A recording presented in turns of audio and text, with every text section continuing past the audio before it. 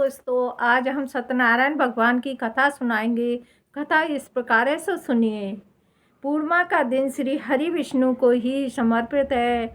माना जाता है कि इस दिन ऐसा माना जाता है कि सत्यनारायण व्रत करने से लोगों की भगवान विष्णु की कृपा प्राप्त होती है और सभी प्रकार के दुख दूर होते हैं। कहानी इस प्रकार है, सो सुनिए। एक समय की बात है कि नैमिषारण्य तीर्थ में शौनक आदि 88,000 ऋषियों ने श्री सूत से पूछा, हे प्रभु, इस कलयुग में वेद विद्या रहित मनुष्यों को प्रभु भक्ति कैसे मिलेगी तथा उनका उद्धार कैसे होगा। हे मुनि श्रेष्ठ, कोई ऐसा तप बताइए जिससे थोड़े समय में ही पुण्य मिले और मनवांछित फल भी मिल जाए। इस प्रकार की कथा सुनने की हमारी इच्छा है। सर्वशास्त्रों के ज्ञाता सूत जी बोले, हे वैष्णव, मैं तुम्हें पूज्य आप सभी को प्राणियों के हित की बात पूछी है, इसलिए मैं एक ऐसे श्रेष्ठ व्रत को आप लोगों को मैं बताऊंगा जिसे नारद जी लक्ष्मी नारायण जी ने पूछा था और लक्ष्मीपति ने मुनि श्रेष्ठ नारद से कहा था। आप सब इसे ध्यान से सुनिए।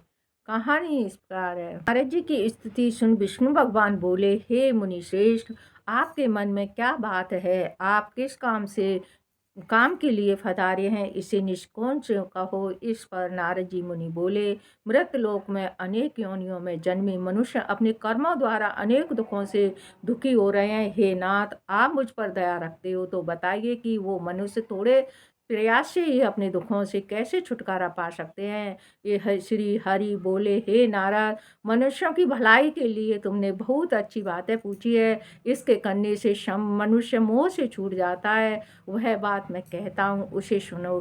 स्वर्लोक व मृत्यलोक दोनों में ही एक दुर्लभ उत्तम व्रत है। यह जो पुण्य देने वाला है, आज प्रेम बस होकर मैं उसे तुम्हें कहता हूँ। श्री सत्यनारायण भगवान का यह व्रत अच्छी तरह विधि पूर्वक करके मनुष्य तुरंत ही वहाँ सुख भोग कर मरने पर मोक्ष प्राप्त होता है। श्री हरि के वचन सुन नारद जी बोले कि उस व्रत का फल क्या है और इसका विधान क्या है। इस व्रत को किस दिन करना चाहिए, सभी कुछ विस्तार से बताइए। तो नारद जी की बात सुनकर श्री हरि बोले, को दूर करने वाला यह व्रत सभी स्थानों पर विजय दिलाने वाला, मानव को भक्ति और श्रद्धा के साथ शाम को श्री सत्यनारायण की पूजा धर्म प्रणाय होकर ब्राह्मणों व बंधुओं के साथ करनी चाहिए। भक्ति भाव से ही नवेद, केले का फल, घी, दूध और गेहूं का आटा सवाई लें। गेहूं के स्थान पर साठी का आटा, शक्कर तथा गुड़ भी ले सकते हैं। भक्षण योग पदार्थों को मिलाकर भगवान का भोग लगाएं। इस ब्राह्मणों सहित बंधु बांधवों को भी भोजन कराएं। इसके बाद स्वयं भी भोजन करें। भजन कीर्तन के साथ भगवान की भक्ति में लीन हो जाएं। इस तरह से सत्यनारायण भगवान का यह व्रत करने पर मनुष्य की सारी इच्छाएं निश्चय रूप से पूरी होती हैं। कल युग में मृत्युलोक में मोक्ष का यही एक सरल उपाय बताया गया है। यदि श्री सत्यनारायण व्रत कथा का प्रथम अध्याय संपूर्ण। श्री सत्यनारायण भगवान की जय। बोल सच्चे दरबार की जय। सत्यनारायण व्रत का दूसरा अध्याय। सूत जी बोले, हे ऋषियों, जिसने पहले के समय में इस व्रत को किया है उसका इतिहास कहता हूँ, ध्यान से सुनो। सुंदर काशीपुरी नगरी में एक अत्यंत निर्धन ब्राह्मण रहता था। भूख प्यास से परेशान वह धरती पर घूमता रहता था। ब्राह्मणों से प्रेम करने वाले भगवान ने एक दिन ब्राह्मण को वेश धारण कर उसके पास जाकर पूछा, हे विप्र, नित्य दुखी होकर तुम पृथ्वी पर क्यों घूमते हो? दीन ब्राह्मण बोला, मैं निर्धन ब्राह्मण हूँ, भिक्षा के लिए धरती पर घूमता हूँ। हे भगवान, यदि आप इसका कोई उपाय जानते हैं तो मुझे बताइए। वृद्ध ब्राह्मण कहता है कि सत्यनारायण भगवान मनोवांछित फल देने वाले हैं, इसलिए तुम उसका पूजन करो। इसे करने से मनुष्य सभी दुखों से मुक्त हो जाता है। वृद्ध ब्राह्मण बन कर आए सत्यनारायण भगवान उस निर्धन ब्राह्मण को व्रत का सारा विधान बताकर अंतर्ध्यान हो गए। ब्राह्मण मन ही मन सोचने लगा कि जिस व्रत को वृद्ध ब्राह्मण कह कर गए हैं उसको मैं जरूर करूँगा। यह निश्चय करने के बाद उसे रात में नींद भी नहीं आई। वह सवेरे उठकर सत्यनारायण भगवान के व्रत का निश्चय कर भिक्षा के लिए चला गया। उस दिन निर्धन ब्राह्मण को भिक्षा में बहुधन मिला, जिससे उसने बंधु बांधवों के साथ मिलकर सत्यनारायण भगवान की कथा करी और व्रत किया। भगवान सत्यनारायण का व्रत संपन्न करने के बाद वह निर्धन ब्राह्मण सभी दुखों से छूट गया और अनेक प्रकार की संपत्तियों से युक्त हो गया। उसी समय से ब्राह्मण हर माह इस व्रत को करने लगा। इस तरह से सत्यनारायण भगवान के व्रत को जो मनुष्य करेगा वह सभी प्रकार के पापों से छूटकर मोक्ष को प्राप्त होगा। सूर्य बोले, हे नारद जी से नारायण जी का कहा हुआ श्री सत्यनारायण व्रत को मैंने तुमसे कहा। हे विप्रो, अब और क्या कहूँ। ऋषि बोले, हे मुनिवर, संसार में उस विप्र सुनकर किसने इस व्रत को किया, हम सब इस बात को सुनना चाहते हैं। इसके लिए हमारे मन में श्रद्धा का भाव है। सूत जी बोले, मुनियो, जिसने इस व्रत को किया है वो है सब सुनो। एक समय वही ऐश्वर्य के अनुसार अपने बंधु बांधवों के साथ इस व्रत को करने को तैयार हुआ। उसी समय एक लकड़ी बेचने वाला बूढ़ा आदमी आया और लकड़ियां बाहर रखकर अंदर ब्राह्मण के घर में गया।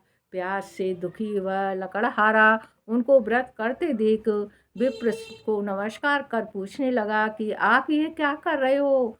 तब उसने ब्राह्मण ने कहा कि सब मनोकामनाओं को पूरा करने वाला यह सत्यनारायण भगवान का व्रत है, इसको मैं कर रहा हूँ। इसकी कृपा से ही मेरा घर में धन्य धान्य आदि की वृद्धि हुई है।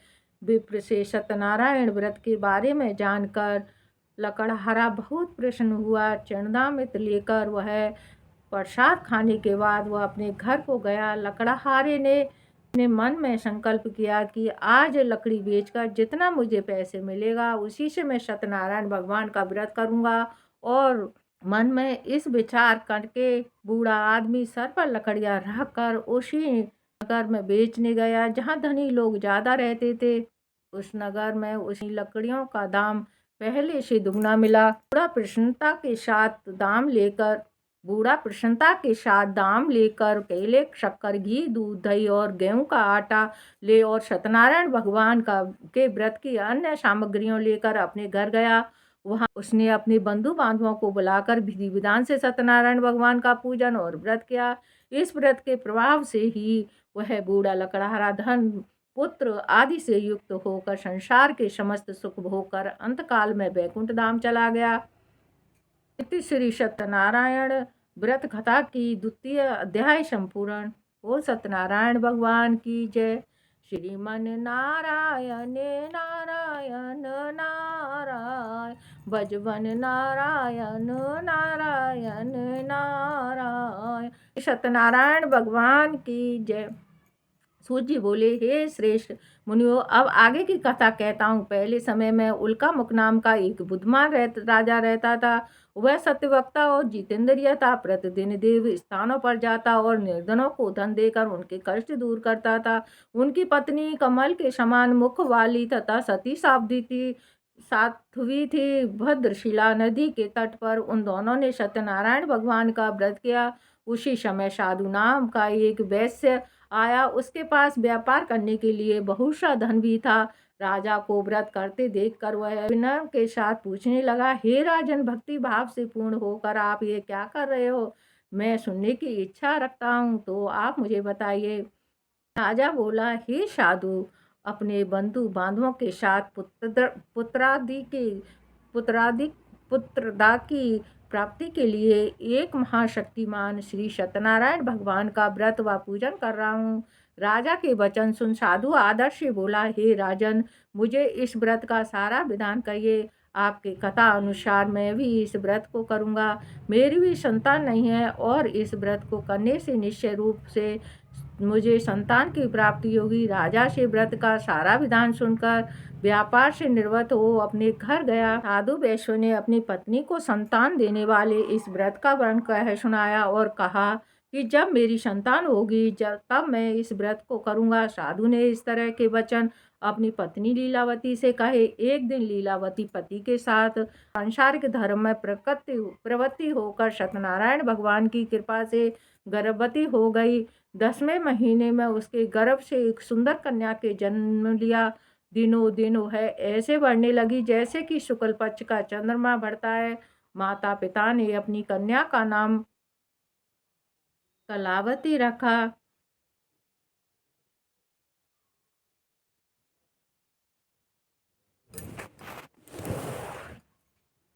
कलावती रखा। एक दिन लीलावती ने मीठे शब्दों में अपने पति को याद दिलाया कि अपने सत्यनारायण भगवान के जिस व्रत करने का संकल्प लिया था उसे करने का समय आ गया है।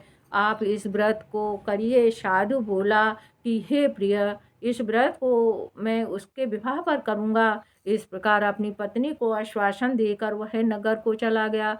कलावती पिता के घर में वह वृद्ध हो प्राप्त हो गई। साधु ने एक बार नगर में अपनी कन्या की सखियों के साथ खेलता हुआ देखा तो तुरंत ही दूत बुलाकर और कहा कि मेरी कन्या के लिए बड़े योग्य वर देख कर आइए।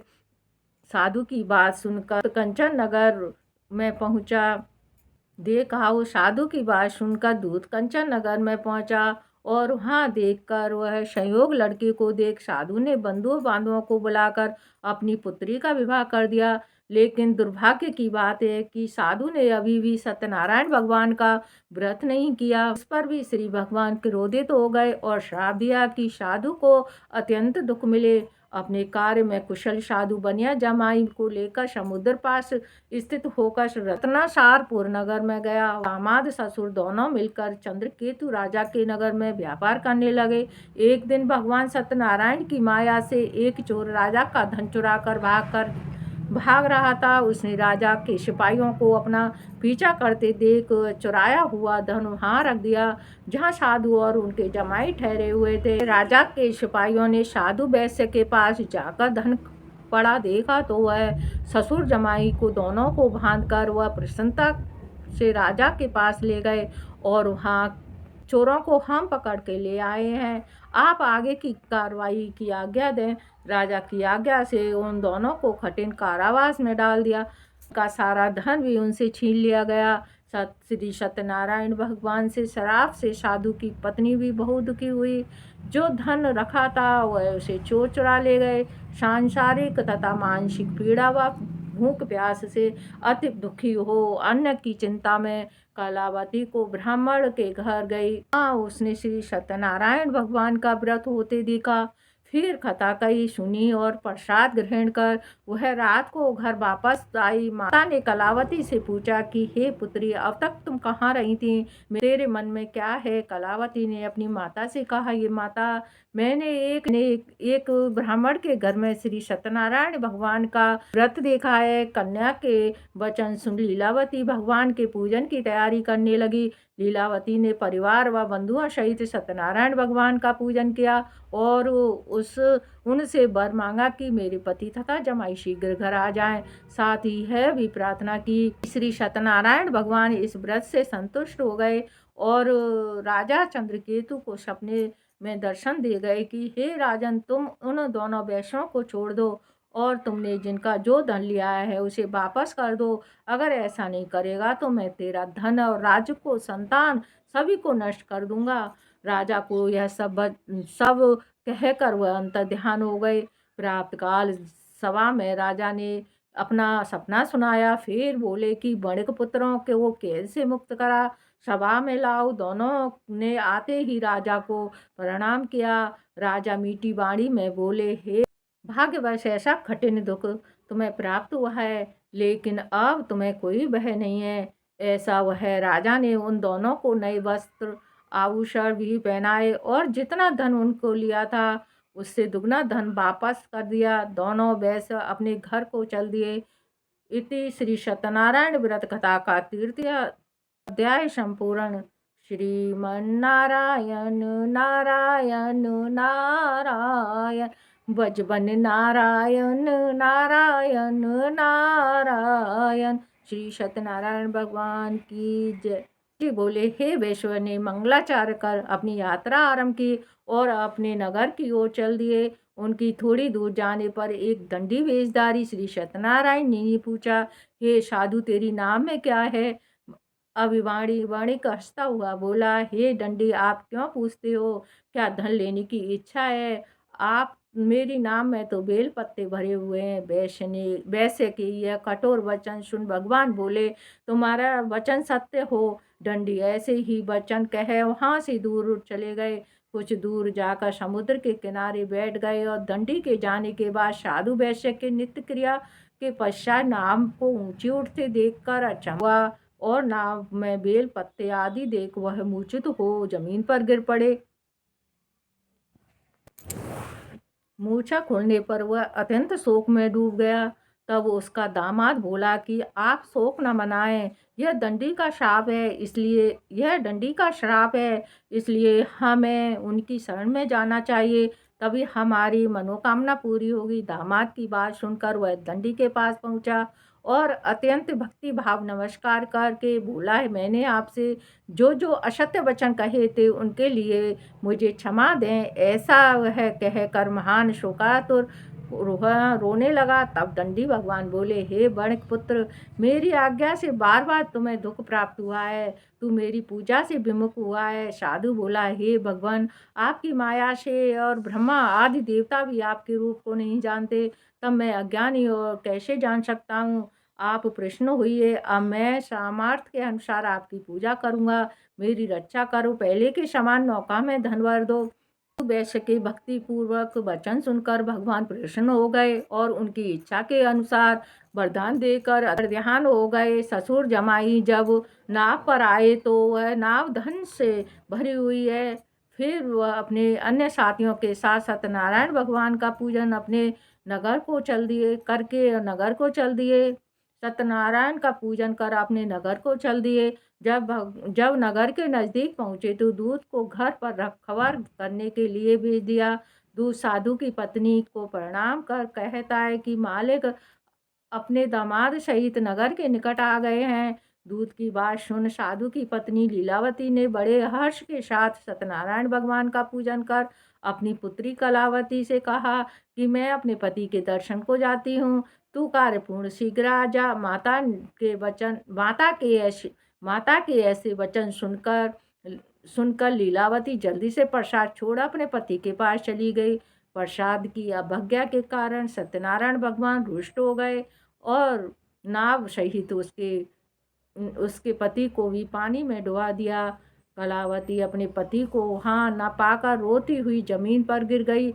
नौका को डूबा हुआ देख वह कन्या को रोता देख साधु दुखी होकर बोला कि हे प्रभु, मुझसे तथा मेरे परिवार से जो भी भूल हुई है उसे क्षमा करें। साधु के दीन वचन सुनकर श्री सत्यनारायण भगवान प्रसन्न हो गए और आकाशवाणी हुई, हे साधु, तेरी कन्या मेरे प्रसाद को छोड़कर आई है, इसलिए उसका पति अदृश्य हो गया है। यदि वह घर जाकर प्रसाद खाकर लौटेगी तो इसे उसका पति अवश्य मिलेगा।